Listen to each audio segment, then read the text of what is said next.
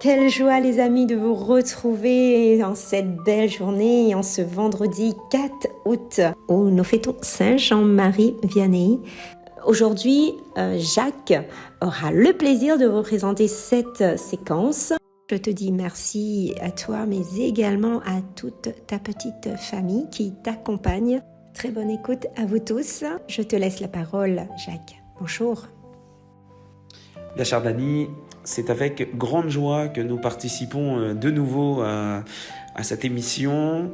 Merci pour ton invitation. Et puis, nous espérons vraiment que tous nos frères et sœurs qui vont écouter cette émission pourront prier, grandir dans la foi et dans la proximité avec notre Seigneur Jésus-Christ. Alors, nous allons entendre un premier chant. Aujourd'hui, c'est la fête du Saint Curé d'Ars. Et le Saint Curé d'Ars, c'est le patron de tous les curés du monde. C'est un modèle pour tous les prêtres du monde. Et nous avons décidé de prendre le chant « Tu es mon fils bien-aimé » qui a été composé par une de mes amies qui s'appelle Isabelle Seguin, qui nous écoute peut-être d'ailleurs. Ce chant, elle l'a composé en 2008 pour l'année sacerdotale. Et c'était une année qui avait été demandée par le pape Benoît XVI pour prier pour tous les prêtres. Et ce texte magnifique qui dit « Tu es mon fils bien-aimé, tu es prêtre à jamais ». Et ça reprend la parole de la Bible « Tu es prêtre à jamais selon l'ordre du roi Melchisédek » qui nous rappelle que les prêtres, ils sont ordonnés. Et l'ordination, c'est un sacrement qu'on appelle un sacrement à caractère, c'est-à-dire un sacrement qui s'imprime en nous, qui devient comme notre caractère. Voilà. Et parmi ces sacrements, il y a le sacrement du baptême. C'est pour ça que c'est impossible d'être débaptisé. Il y a le sacrement de la confirmation et il y a ce sacrement de l'ordre. Donc on est prêtre à jamais, pour toujours.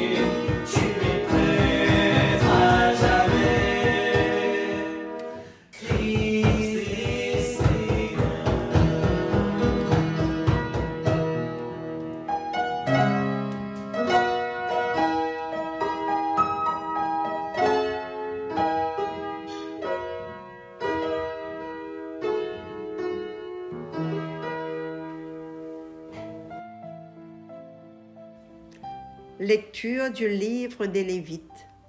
Le Seigneur parla à Moïse et dit : Voici les solennités du Seigneur, les assemblées saintes auxquelles vous convoquerez aux dates fixées les fils d'Israël. Le 1er mois, le 14 du mois au coucher du soleil, ce sera la Pâque en l'honneur du Seigneur. Le 15e jour de ce même mois, ce sera la fête des pains sans levain en l'honneur du Seigneur. Pendant 7 jours, vous mangerez des pains sans levain. Le 1er jour, vous tiendrez une assemblée sainte et vous ne ferez aucun travail, aucun ouvrage. Pendant 7 jours, vous présenterez de la nourriture offerte pour le Seigneur. Le 7e jour, vous aurez une assemblée sainte et vous ne ferez aucun travail, aucun ouvrage. Le Seigneur parla à Moïse et dit : « Parle aux fils d'Israël. Tu leur diras : quand vous serez entrés dans le pays que je vous donne et que vous y ferez la moisson, vous apporterez au prêtre la première gerbe de votre moisson. Il la présentera au Seigneur en faisant le geste d'élévation pour que vous soyez agréés. C'est le lendemain du sabbat que le prêtre fera cette présentation.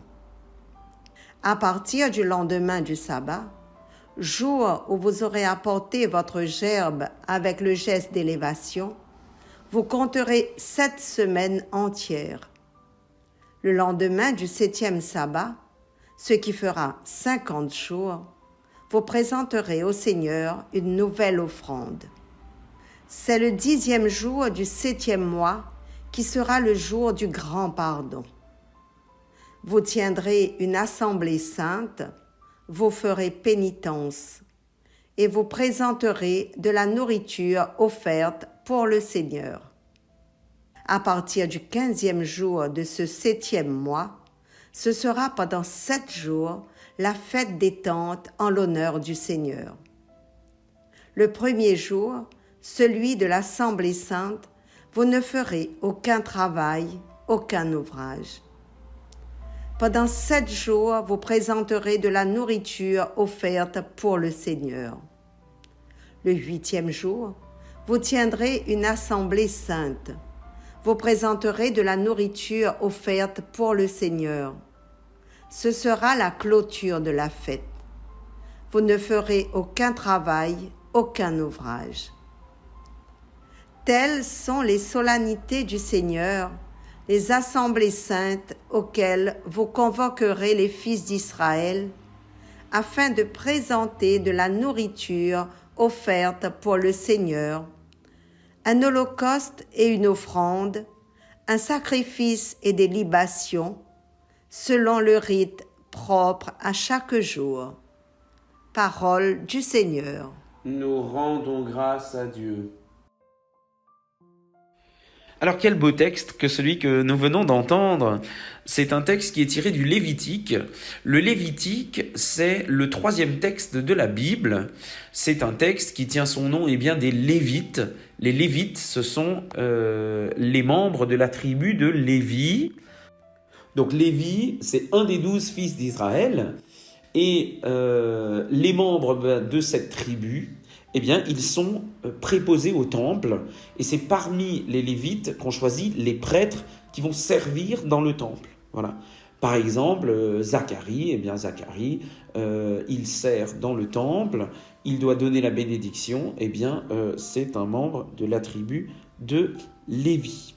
Et donc, dans ce texte du Lévitique, on nous parle de tout ce qui concerne les prêtres, et ici, en particulier, de tout ce qui concerne les fêtes liturgiques, les solennités du Seigneur.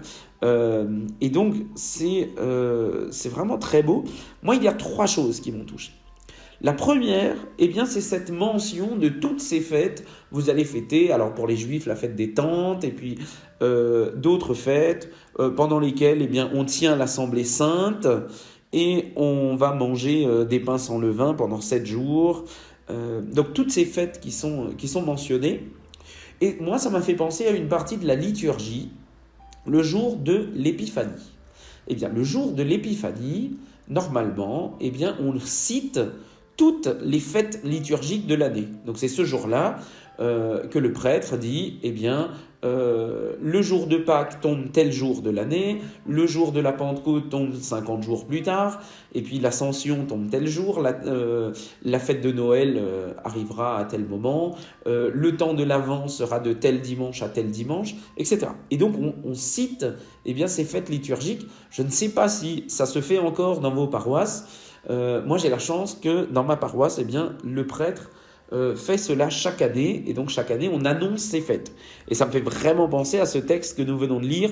Voici les solennités du Seigneur, les assemblées saintes, auxquelles vous convoquerez aux dates fixées les fils d'Israël. Vous voyez, c'est vraiment la même logique. Donc un texte finalement qui nous parle de la liturgie.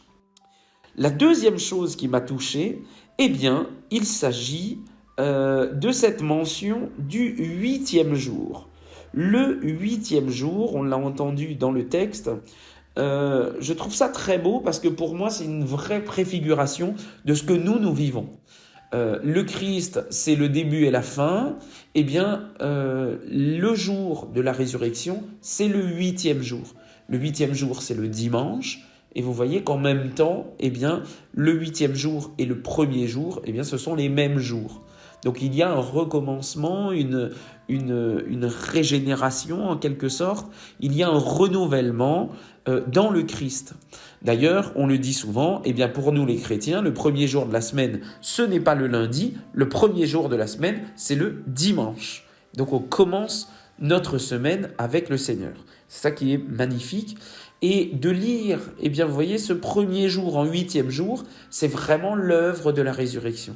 C'est vraiment, on ne s'arrête pas au sabbat et le Christ, il vient continuer cette œuvre de salut et cette œuvre d'alliance avec nous par ce 8e jour, parce que lui est ressuscité et que la mort n'a pas vaincu le Christ, c'est le Christ qui a vaincu la mort. Et enfin, eh bien la troisième partie, ce qui m'a touché, eh bien, c'est ce qui concerne le prêtre. Et aujourd'hui, eh bien, nous sommes en ce jour de la fête du Saint Curé d'Ars, et c'est magnifique d'avoir ce texte, eh bien, qui nous parle des prêtres, et il s'agit vraiment d'un jour où nous devons prier pour les prêtres. Alors pour ceux que nous connaissons, pour ceux qui nous ont aidés, qui nous ont accompagnés, pour tous ces prêtres qui parfois ont peut-être pu aussi nous blesser, qui ont pu nous faire du mal, eh bien prions pour ces prêtres. Ils sont vraiment choisis par le Seigneur et le Seigneur veille sur chacun d'entre eux. Récemment, quelqu'un me disait il y a des problèmes dans l'Église, on les connaît tous, les journaux nous en parlent, mais est-ce qu'on prie encore pour les prêtres ? Vous voyez ? Est-ce que lorsqu'on compose la prière universelle chaque dimanche, on pense encore à prier pour les prêtres ? Parfois, on entend une prière universelle où on ne prie ni pour les évêques, ni pour le pape, ni pour les prêtres. Mais cela doit habiter notre prière, forger notre prière. C'est le prêtre qui offre le sacrifice pour nous. Et nous sommes comme Aaron, si vous voulez. Nous portons les bras du prêtre qui, lui, est en train d'offrir le sacrifice. C'est vraiment le Seigneur qui a décidé d'ordonner des prêtres et que, depuis le Christ, depuis les apôtres, qu'il y ait cette succession apostolique par les évêques et les prêtres sont là pour aider les évêques et cela se fait par l'imposition des mains. Alors, prions vraiment pour nos prêtres, pour tous ceux que nous connaissons, louons le Seigneur pour eux et aidons-les vraiment à devenir saints. Voilà. À la fin de la prière de salut et de bénédiction devant le Saint-Sacrement, parfois on ajoute « Seigneur, donnez-nous des prêtres ». Alors on peut le répéter ensemble « Seigneur, donnez-nous des prêtres ». Seigneur, donnez-nous de saints prêtres. Seigneur, donnez-nous de saints prêtres. Seigneur, donnez-nous beaucoup de saints prêtres. Seigneur, donnez-nous beaucoup de saints prêtres. Amen.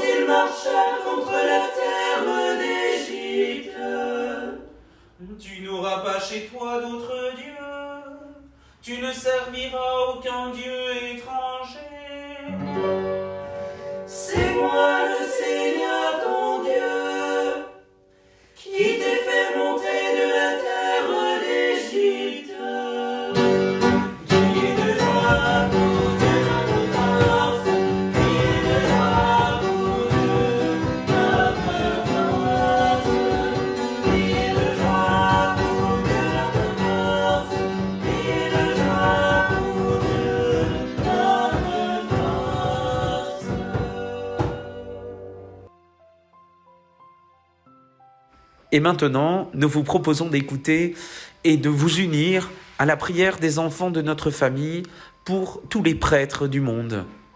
Alors nous allons écouter Laina, Or, Jade, Hans et Maxime. Prions pour les prêtres.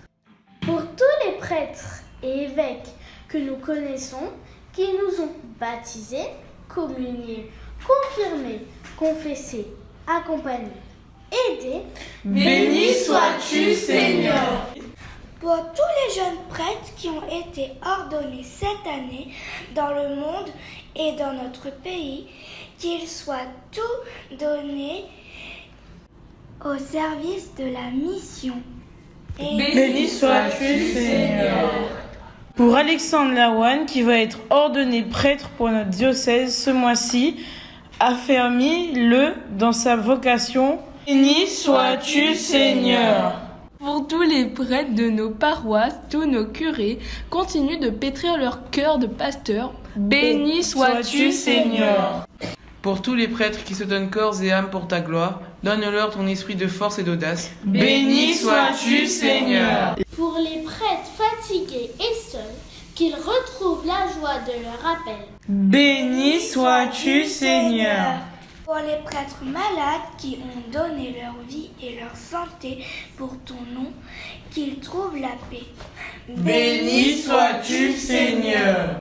Pour les prêtres qui sont dans la nuit, le doute, le manque d'espérance, que la lumière de la foi brille dans le cœur. Béni sois-tu, Seigneur. Pour ceux qui ressentent un appel, qu'ils ouvrent leur cœur à la voix du Père qui envoie les ouvriers à la moisson. Béni sois-tu, Seigneur. Ce deuxième chant que vous allez entendre, il s'agit d'un chant inspiré par des paroles du curé d'Ars. « Je vous aime, ô mon Dieu, et mon seul désir est de vous aimer jusqu'au dernier soupir de ma vie. » Voilà. Et ce chant a également été écrit en 2008 pour l'année sacerdotale. Il a été écrit à Ars, qui était un des grands rassemblements français pour l'année du sacerdoce. Et il est encore chanté, on peut le prendre à la communion, et en particulier pour ce jour de la Saint-Jean-Marie Vianney.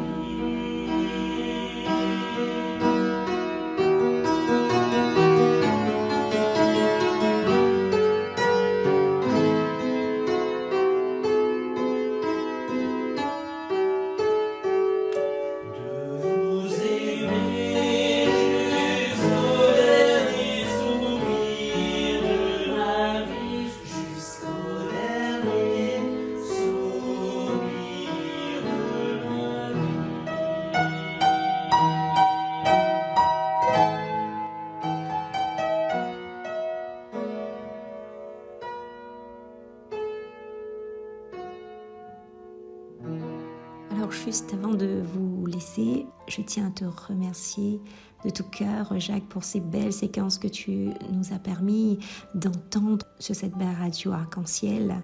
Merci d'avoir vraiment apporté cette lumière et cette présence, et merci à toute ta famille.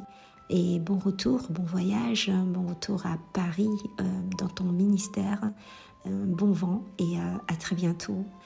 Je vous souhaite à tous une belle et agréable journée. Au revoir les amis.